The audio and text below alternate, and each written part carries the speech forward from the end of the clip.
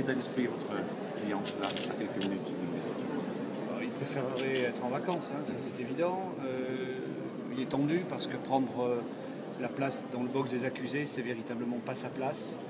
Il est préparé, bien évidemment, parce qu'il sait ce qu'il va devoir dire et il est surtout dans un état d'esprit d'expliquer, de justifier, pour expliquer aux jurés ce qu'il a fait et surtout qu'enfin on gomme cette image de criminel qu'on veut lui coller et il veut que ce soit l'image du médecin qui reste et pas autre chose.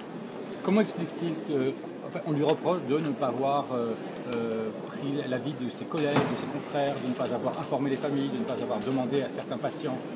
On lui reproche beaucoup de choses, surtout en dehors de la salle de la cour d'assises. C'est ce qui est gênant et polluant dans ce dossier. Les décisions d'arrêt de soins ont été prises en amont.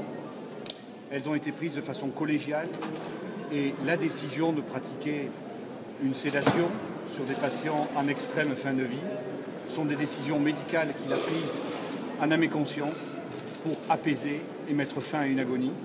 C'est bien évidemment de cela dont on va parler parce que le médecin soigne lorsqu'il accompagne son patient jusqu'à la dernière minute, jusqu'au dernier souffle.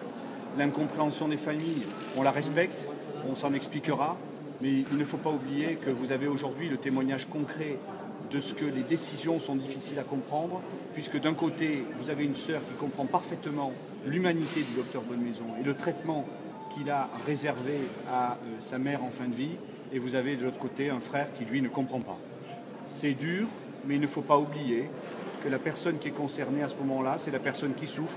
Ce n'est pas forcément la famille, c'est surtout le patient qui vit ses dernières heures et ses derniers souffles.